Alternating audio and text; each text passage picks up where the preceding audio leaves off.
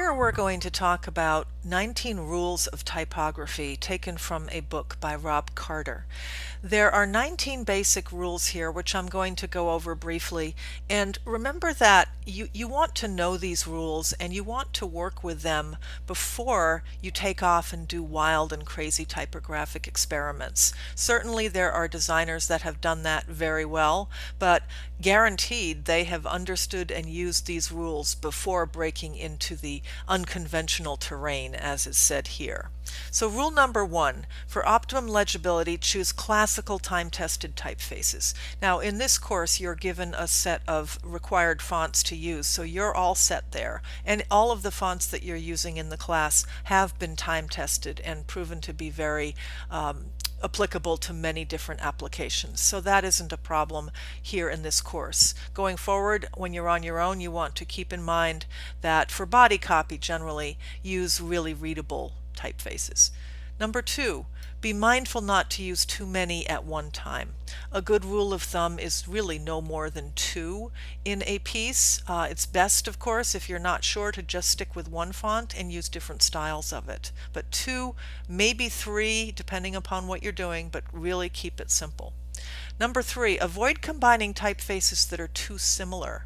If you used, say, a Garamond and a Baskerville in the same piece, it would look like you made a mistake. So when you do use different typefaces, make sure they contrast sufficiently yet work well together. And that takes time. It takes time to figure that out. There's a lot of information online about good type combining. Rule 4, text set in all capital letters severely retards reading. Now we're talking about body copy here, not in headlines. All capital letters are all the same height, so it becomes a little harder to read it, especially if it's small in body copy and with a lot of lines. So your body copy should always be upper and lower case. Rule 5, used sizes that according to legibility studies prove most readable. A good rule of thumb is 12 points. Okay, you can go a little smaller depending upon the font, or a little higher, but no higher than 14, because then you're getting into display type sizing and headline sizing. So start with 12 and adjust from there. Rule 6, avoid using too many different sizes and weights at the same time. Bold and thin and expanded and italic and different sizes in a paragraph. It gets busy very fast and it becomes the mark of an amateur designer. You want to keep things simple and clean. Rule 7 and 8 go together. Use text types of book or medium weight and medium width in your body copy. Sometimes you'll see a type style that is called book, and that means it is a medium weight. We want to be really conservative with weights and widths and styles in any body copy that we use. Rule 9, use consistent letter and word spacing to produce an even, uninterrupted texture.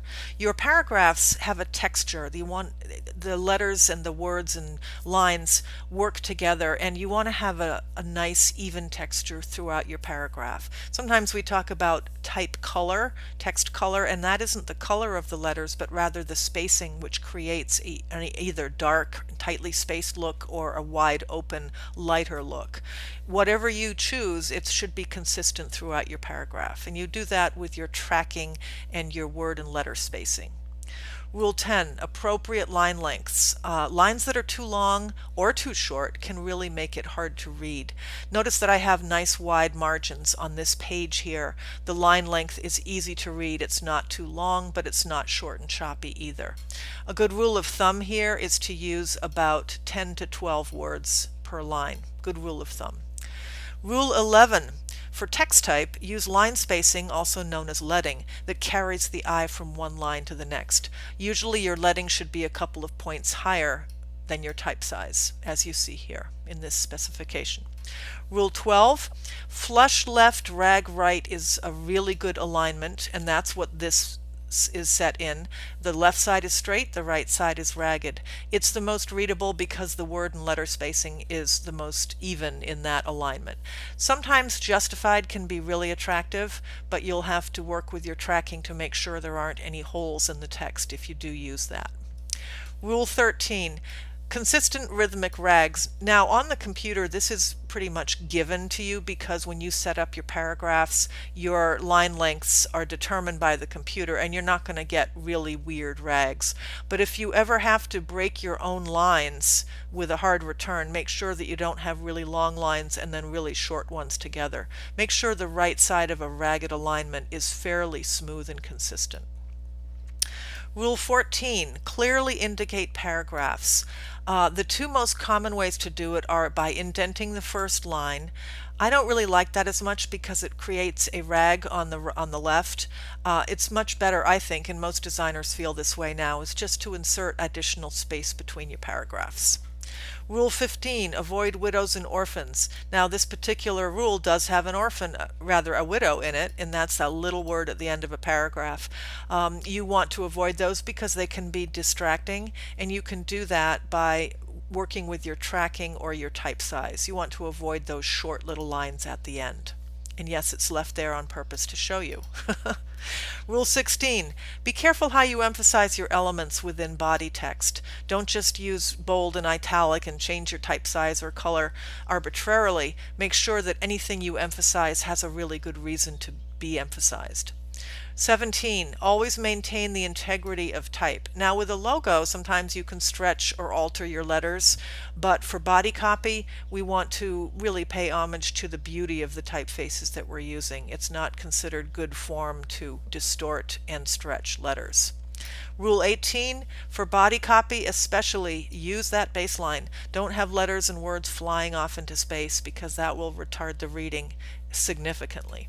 And lastly, and this is very important, when working with type and color, ensure that sufficient contrast exists. Really important to be able to read your text. If you have a busy background, for instance, or if you use a dark background with dark text, it won't be read, it won't be successful. So keep in mind that you need to have contrast when you're working with type and its background.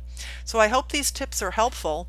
This Word doc is available in the Week 2 Reading and Tools section, and you can download it and refer to it on your own. But please become familiar with these rules. They will help you going forward.